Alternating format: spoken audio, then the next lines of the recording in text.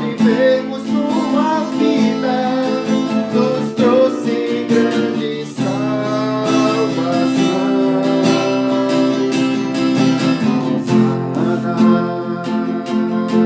Hosana,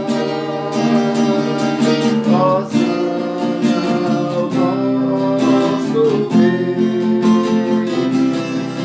Hosana, Hosana, Hosana, nosso Rei. Cristo é a nossa vida, Cristo é a nossa vida, o motivo do louvor em nosso novo coração.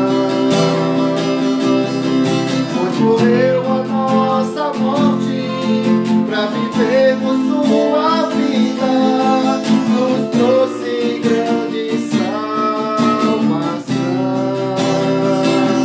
Hosana, Hosana,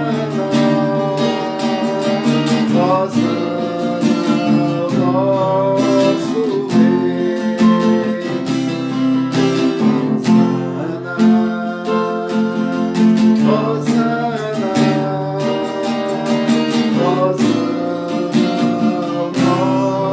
nosso Rei.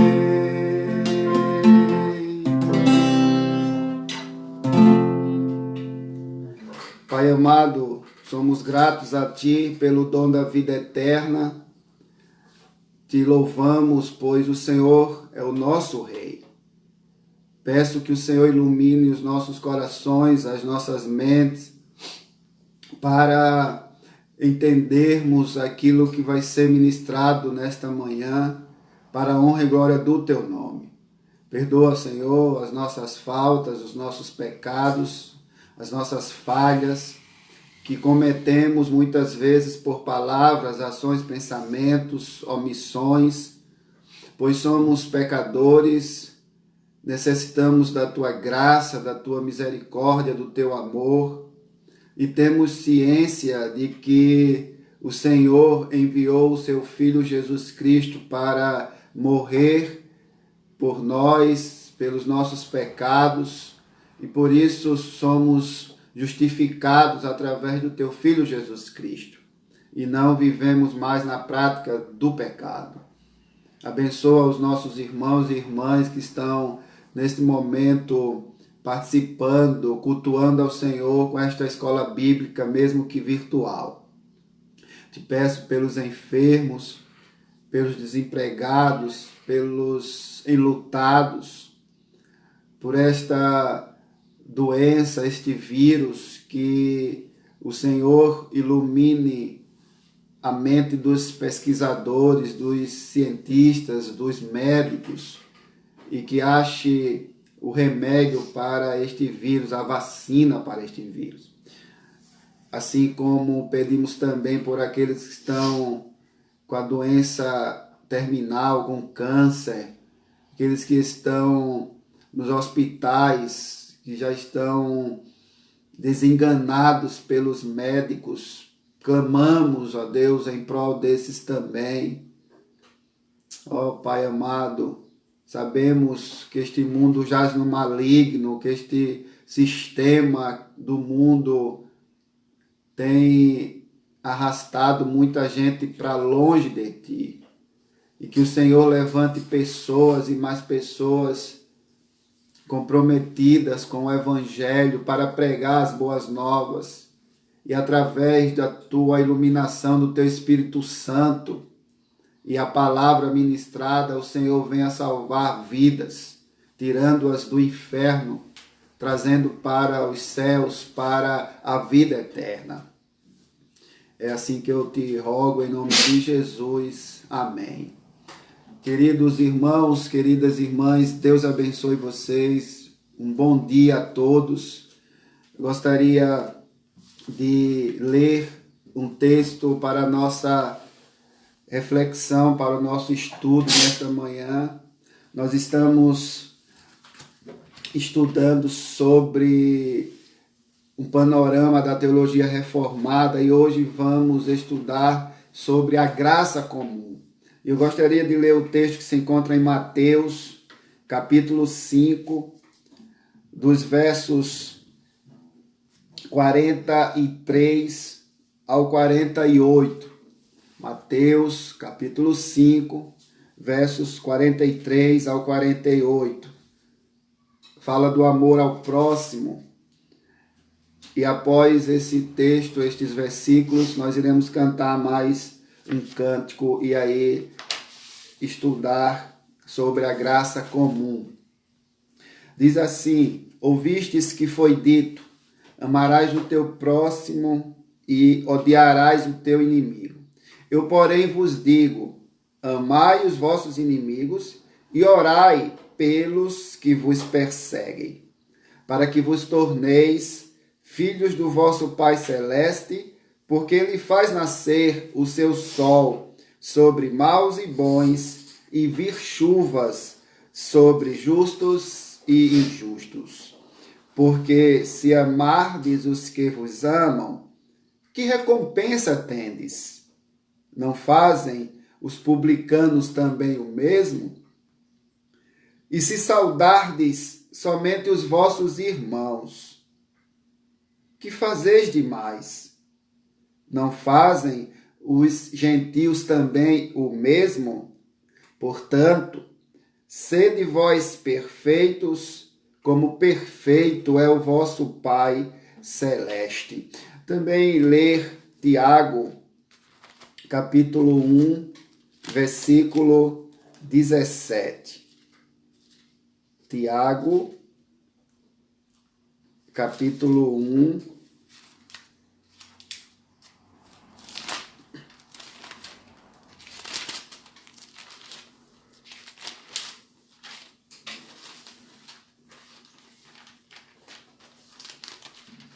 verso 17. Toda boa dádiva e todo dom perfeito são lá do alto, descendo do Pai das luzes, em quem não pode existir variação ou sombra de mudança. Vamos cantar o canto que diz assim, todos conhecem, cante aí, você em casa, flua em mim, Senhor.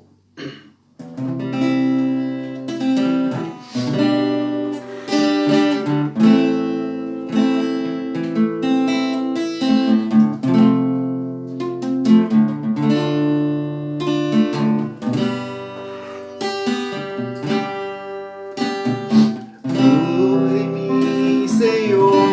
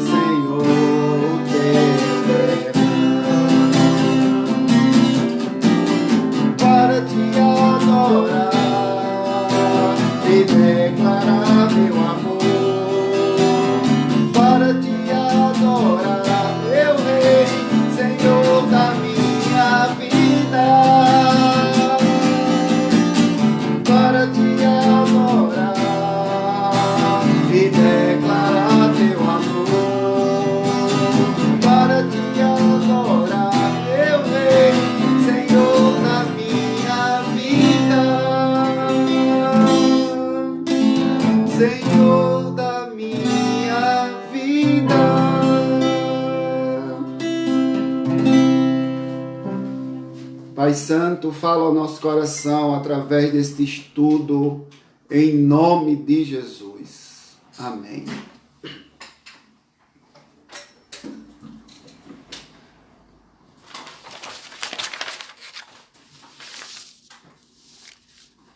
Nós estamos tratando sobre o tema da teologia reformada, um panorama, alguns temas principais, importantes da teologia reformada. E hoje trataremos sobre a graça comum.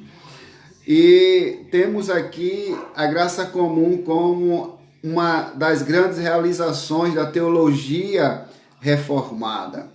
E foi justamente essa graça comum, uma reformulação da outrora dicotomia entre o profano e o sagrado. Veja que é muito comum até, e portanto errado, entre muitos cristãos, as pessoas elas fazerem uma distinção entre santo e profano, achando que muitas vezes o trabalho dito como secular é profano e o trabalho ali dentro das quatro paredes de um templo onde nos reunimos como igreja é sagrado. E ao sairmos do templo, tudo se torna profano. Quando eu estudo, eu estou secularizado. E veja que a teologia reformada ensina que tudo na vida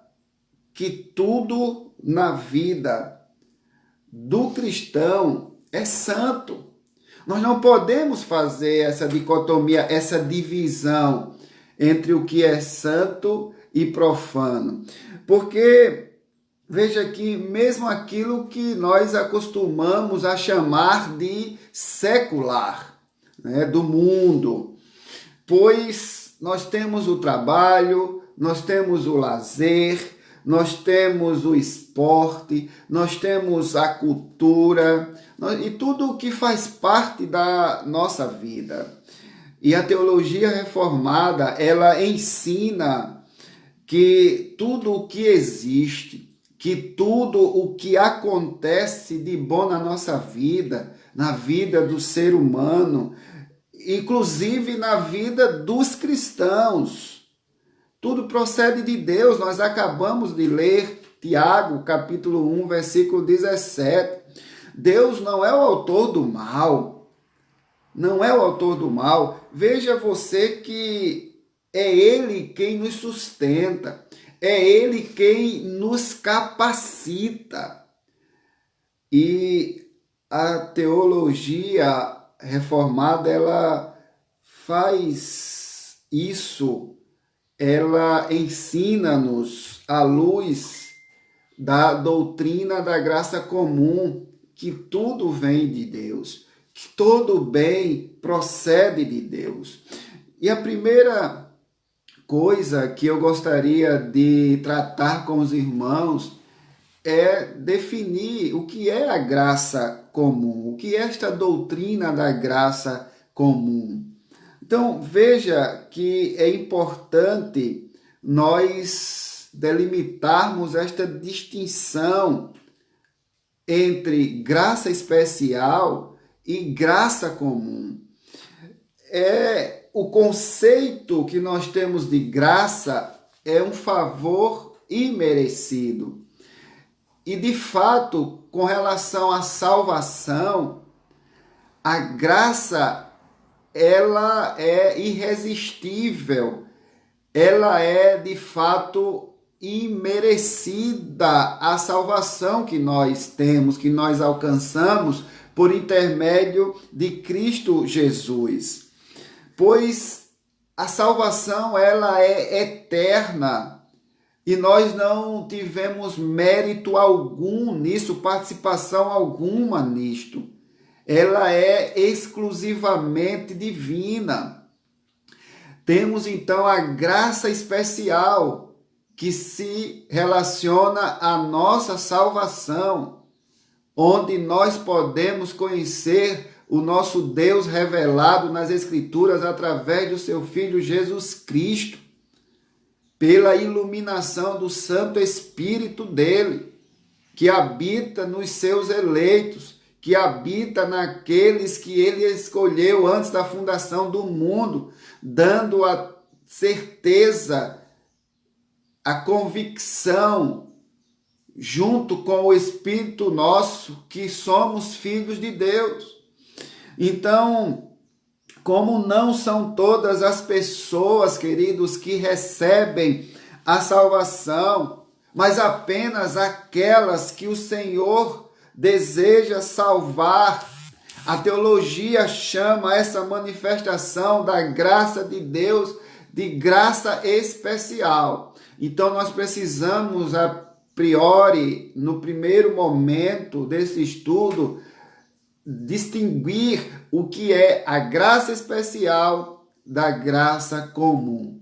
Portanto, a graça especial é aquela que diz respeito à nossa salvação, a salvação de todos os eleitos, na qual esta graça é um favor imerecido e que Deus nos sustenta e que Deus nos preserva no seu caminho, não deixando que nós nos desviemos dele, da sua presença, da rota da santificação. Contudo, Deus nos dá o que não merecemos. Não apenas quando nos dá a salvação, também quando nos concede todos os tipos de bênçãos temporais. A capacitação, por exemplo, para o trabalho. Veja que o sustento que nós temos, isso é graça comum, ele também nos dá essas bênçãos que são temporais, que são passageiras. O sol, nós acabamos de ler em Mateus 5, que ele faz, no caso, o sol brilhar, o sol nascer, conforme está no verso 45 de Mateus 5. Ele faz o sol nascer sobre maus e bons. A chuva, ele faz chover sobre justos e injustos. Então veja você que as estações do ano, tudo procede de Deus. Eu convido você a abrir em Atos capítulo 14, verso 17.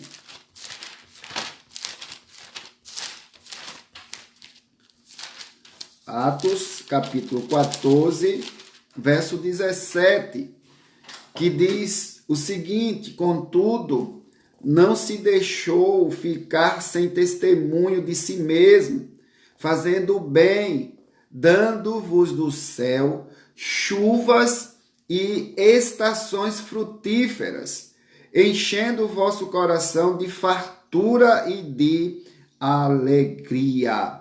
Aqui nós temos, queridos irmãos, a graça comum, as bênçãos temporais, Deus nos dando o sol, Deus nos dando chuva, Deus dando-nos as estações do ano.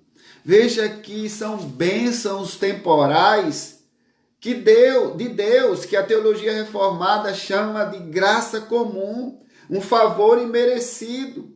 Deus nos criou e nos deu sustento, não nos deixou desamparados. Então, queridos irmãos, ele nos dá esta capacidade de vivermos em interação, integrados uns aos outros, de vivermos em comunhão uns com os outros.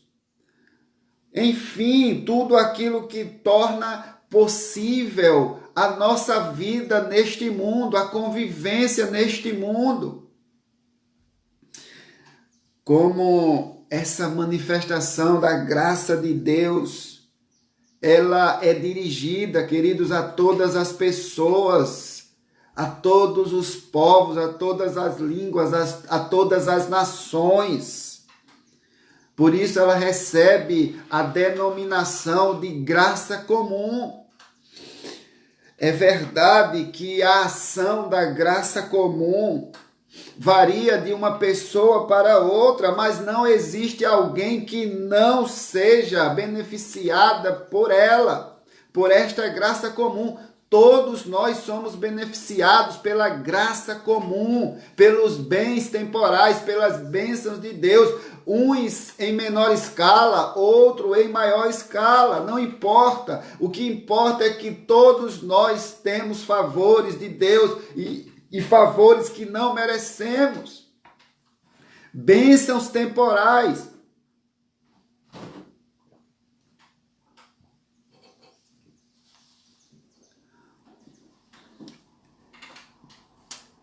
Em segundo lugar, a graça comum na vida cristã. Creio que você já entendeu o que é graça comum e graça especial. Mas como é a graça comum na vida cristã? Veja que é muito comum nós vermos os crentes fazendo distinção, conforme eu falei anteriormente, fazendo distinção entre o religioso e o profano. E essa divisão, ela traz consequências muito sérias para a nossa vida, para a vida daqueles que fazem esta distinção. E o pensamento mais difundido, o pensamento mais aceito sobre este assunto é o de que o religioso está associado àquilo que se chama vida espiritual, às atividades eclesiásticas, às atividades dentro da igreja, no campo religioso. Então a gente chama isso de sagrado. E aquelas atividades que não são religiosas, elas são tidas como profanas. As atividades religiosas, como ler Bíblia, orar, ir ao templo, se reunir, isso são atividades religiosas. E aí, alguns, infelizmente, fazem esta distinção. Não, aqui agora é um momento sagrado. É a parte da vida que acontece aqui dentro do templo. Tudo que se relaciona à religião. Mas tem também um outro lado que essas pessoas confundem, que é a parte de fora do templo, que eles chamam de profano, aquilo que não é sagrado. E eles fazem essa distinção, ou aquilo que é secular. E, infelizmente, fazem esta distinção. E os cristãos valorizam aquilo que é chamado de santo e colocam em segundo plano tudo aquilo que é chamado secular. E isso é um erro gravíssimo. Eu não sou um cristão que, ora, eu coloco uma chave e vou fazer as coisas sagradas, e outra hora eu viro a chave e vou fazer as coisas seculares. Seja no trabalho, seja na escola, seja no lazer, seja numa leitura de um livro, seja no assistir de um filme. Tudo deve ser feito para a glória de Deus, porque a vida humana não é composta de compartimentos isolados.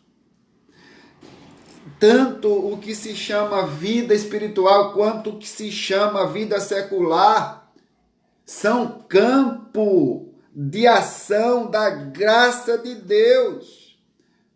Preste bem atenção nisto. Quando o cristão canta, quando prega, quando ora, Isso é feito pela graça de Deus que o alcançou para a salvação e colocou este cristão em comunhão com Deus por meio de Cristo Jesus, e que ele, Cristo Jesus, o sustenta espiritualmente.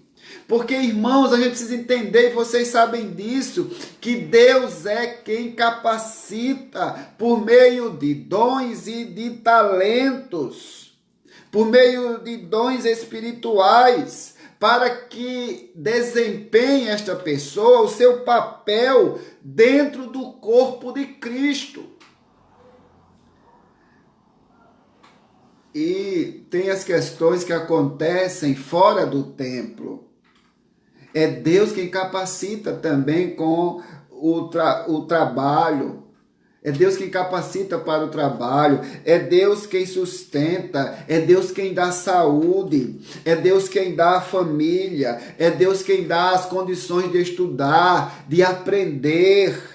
E até fornece um meio onde possa desenvolver a nossa cultura. Eu já ouvi algumas pessoas até dizer: se eu não trabalhar, Deus não vai me dar. Graças ao meu esforço que eu tenho. Se gabando de sua força, de sua sabedoria, de sua inteligência, do seu talento, e não reconhecendo que vem de Deus, que é Deus quem dá, quem capacita, quem sustenta. Então, na vida cristã, nós precisamos entender isto, porque muitos cristãos, infelizmente, fazem essa dicotomia. Tem cristão que chega a dizer até: a minha vida dentro da igreja é na igreja. Fora, eu não sou assim. Ou seja, o peixe dentro do aquário é peixe, fora também é peixe morto, porque se não tiver na água ele morre, mas é peixe, não deixa de ser peixe. Então, nós precisamos entender isso, que o sal dentro da saleira é sal, mas fora ele dá muito mais sabor. E é para isso que nós devemos entender, nós devemos entender isso, que somos sal, e nós devemos temperar a vida das pessoas que estão insossa, que estão sem tempero.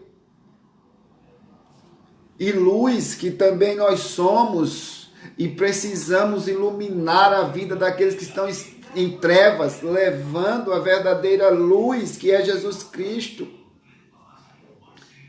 Então, queridos irmãos, tem muita gente confundindo as coisas, achando que não pode ter uma bela arte, assistir um bom filme, que tudo já leva para o campo do demônio, do secular. Ouvir uma boa música, por exemplo, que não tenha o título de gospel.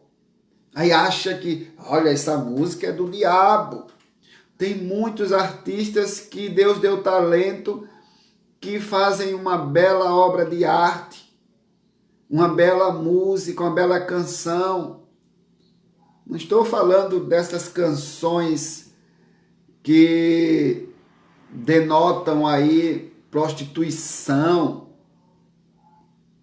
que tem a conotação, né, de prostituição, de adultério, de bebida, né, de vício do álcool. Fazem alusão a isso, apologia a estas coisas. Não, canções de fato que falam ao nosso coração. E não precisa ser gospel, porque tem muita canção aí dita gospel que são uma verdadeira heresia, que foca tão somente no eu, que engrandece o ser humano e diminui Deus e coloca Deus em lugar nenhum na vida do ser humano. Então, nós precisamos aprender sobre estas questões, que eu posso ser, antes de tudo, eu sou um cristão. Entenda que você não é um artista cristão, você é um cristão artista. E na sua arte você vai tão somente focar a beleza, a grandeza, a santidade de Deus. Porque o belo vem tudo a partir da criação de Deus, da sua natureza, daquilo que ele criou. A cultura, a arte, ela é imanente da própria cultura.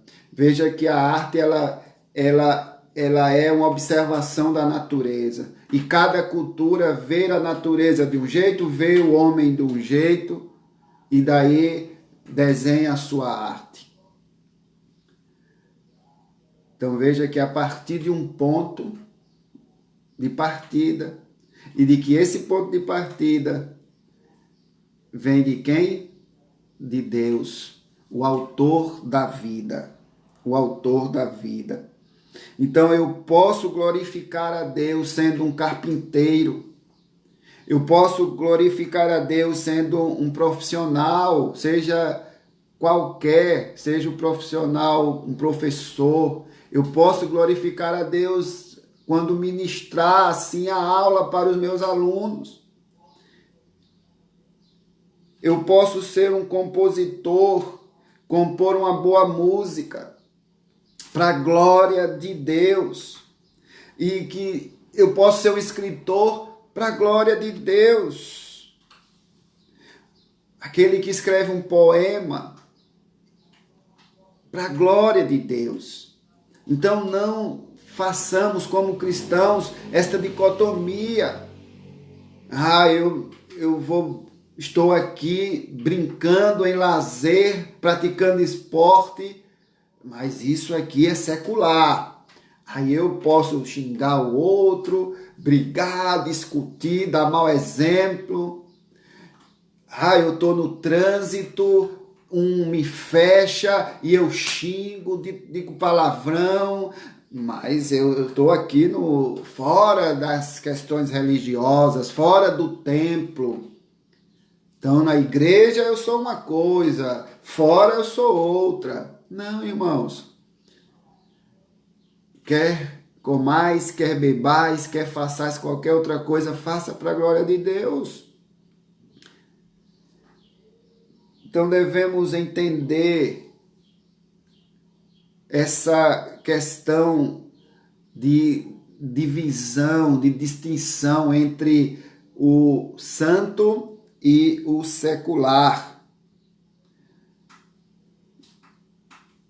Meus irmãos queridos, em último lugar, eu gostaria de tratar sobre a graça comum na vida do não cristão. Vimos a graça comum que é, vimos o que é a graça comum na vida do cristão. Não pode existir essa dicotomia, o santo do profano, profano do santo. Tudo deve ser feito para a glória de Deus. Para a glória de Deus.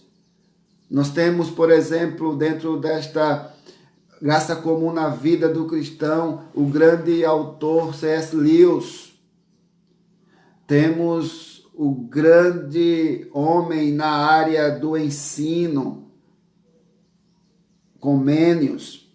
Então, veja, queridos irmãos, que temos uma gama de homens de Deus que influenciaram na arte, na cultura, na literatura. Mas e a graça comum na vida do não cristão? Como já foi dito aqui, meus queridos, todas as pessoas recebem a operação da graça comum, logicamente, mas todas estão inseridos, cristãos e não cristãos, nós sabemos disso. Há aqueles que são cristãos que não são cristãos. Tem aqueles que de fato não querem saber de Deus, que não creem na existência de Deus. A teologia reformada reconhece com alegria que tudo o que o ser humano E eu falo de ser humano aqui agora, incluindo cristãos e não cristãos. Veja que todo ser humano, seja cristão, seja não cristão, faz de bom, nobre, bonito, agradável, justo e digno, vem de Deus. Veja, claro que em nós, Deus não viu nada que nós possamos ser salvos. O ser humano, ele é um trapo de imundícia. Ele de fato é pecador, é miserável, é corrupto. As nossas faculdades, sejam elas mentais, físicas, elas estão corrompidas pelo pecado. Mas existe em nós, sim, atitudes dignas, atitudes boas, que, claro, não consideremos algo como de nós mesmos, mas de Deus. E que nossas atitudes não são perfeitas, mas sim temos algo de bom que nós fazemos, de digno. Entenda o que eu quero dizer, sem tirar, lógico, a corrupção que existe em nós. Mas isso vem de Deus. Isso vem de Deus. Mesmo entre aqueles que não são cristãos, há muitas pessoas que têm bom caráter, que são honestas, que são trabalhadoras, que são confiáveis, que são generosas, que são amáveis e que são capazes de grandes realizações em todas as áreas da vida, seja na cultura, seja na arte, seja na ciência. E muitos que são e dizem ser cristãos são desonestos, são mentirosos, são ladrões. Infelizmente, é com muita tristeza que eu digo isso.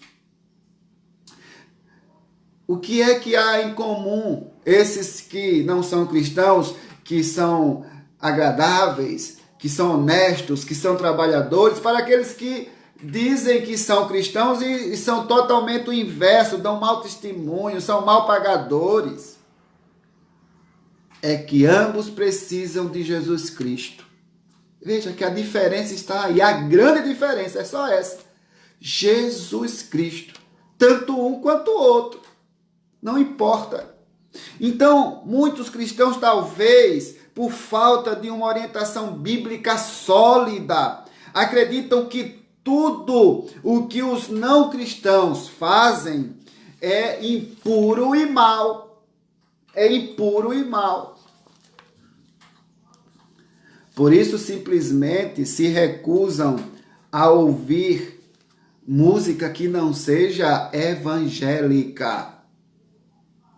Ler um livro escrito por um autor não cristão, ou mesmo ir ao cinema. Veja que absurdo isso.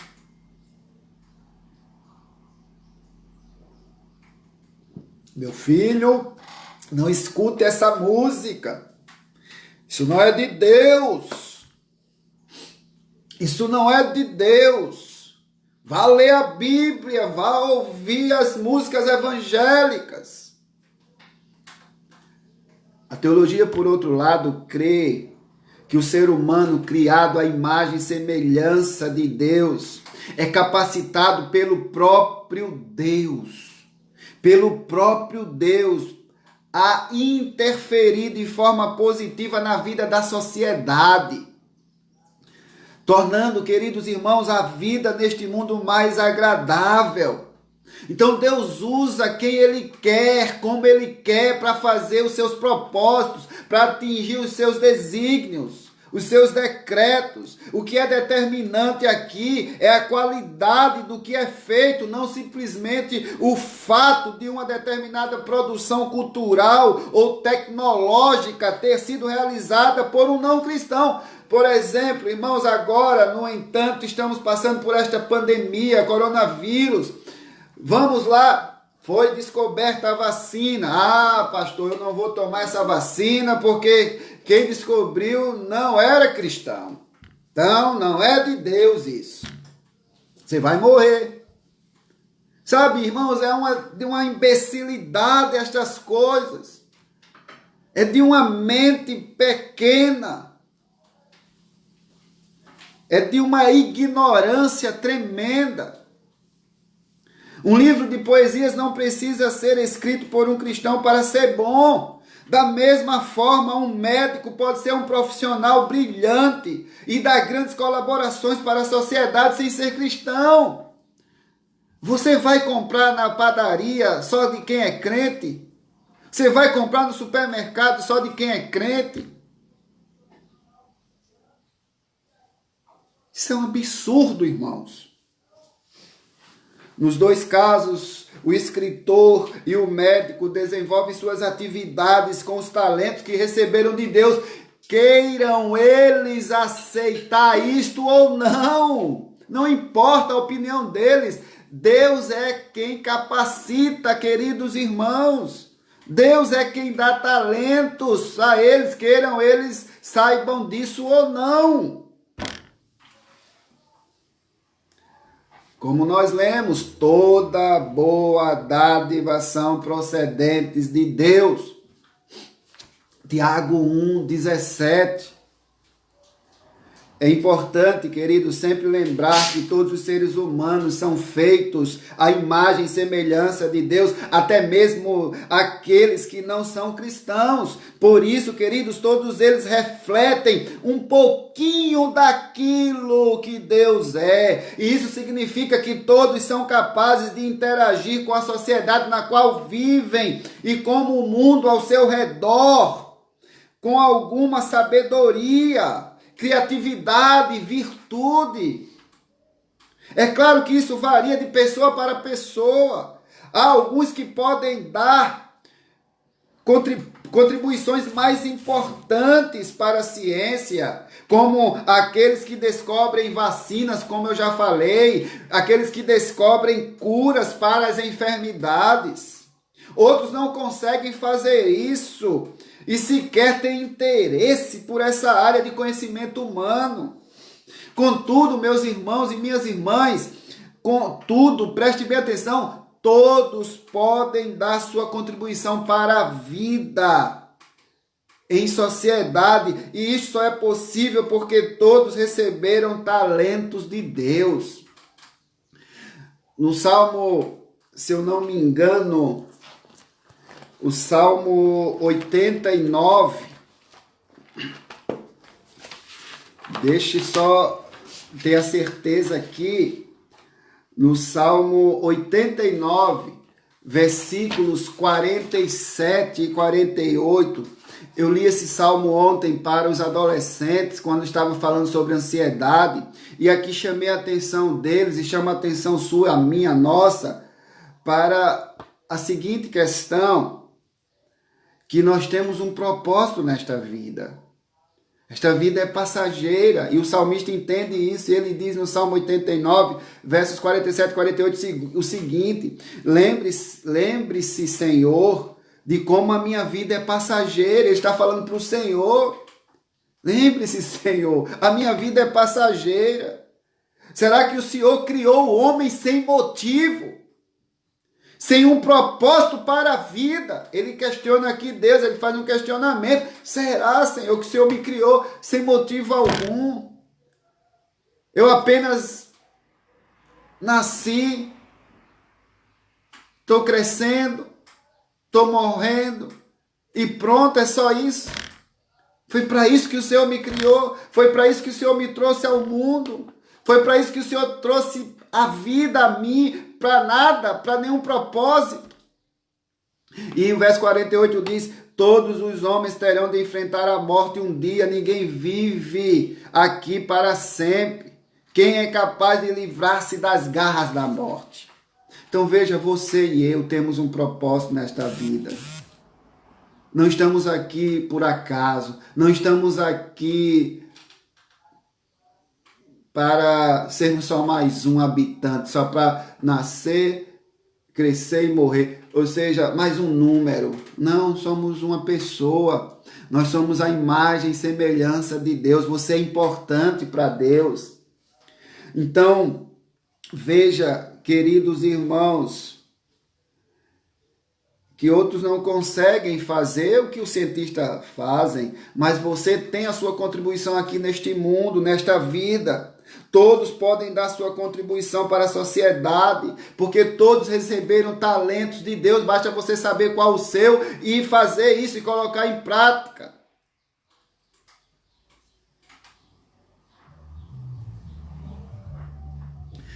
Muitas vezes os cristãos entendem aquele versículo de 1 João 5,19, que eu até orei e falei, que o mundo jaz no maligno, e aí por isso é melhor se afastar do mundo. Não, não. Deus, você como cristão, Deus tirou você do mundo para não fazer as coisas do mundo nesse sentido e colocou você de novo no mundo como um homem transformado, como uma mulher transformada, para fazer a diferença, para ser sal, para ser luz, para dar exemplo, para levar outras pessoas a Cristo, para levar Cristo a outras pessoas. Na verdade, o mundo em que vivemos é um mundo caído, é um mundo amaldiçoado. Gênesis 3,17 nos ensina isso. O pecado fez de fato e continua fazendo muitos estragos. Ele continua levando muitas pessoas para o inferno, é verdade. No entanto, é verdade também que o mundo é do Senhor, bem como tudo o que há nele. É isso que você precisa entender. Salmo 50, verso 12. É verdade que, embora o ser humano seja uma criatura caída, contaminada pelo pecado, nem por isso, queridos, a sua natureza, a minha natureza, deixa de ser a imagem e semelhança de Deus. Tiago, capítulo 3, versículo 9. Diz assim a palavra do Senhor: com ela bendizemos ao Senhor e Pai, também com ela amaldiçoamos os homens, feitos à semelhança de Deus. Ele está falando aqui sobre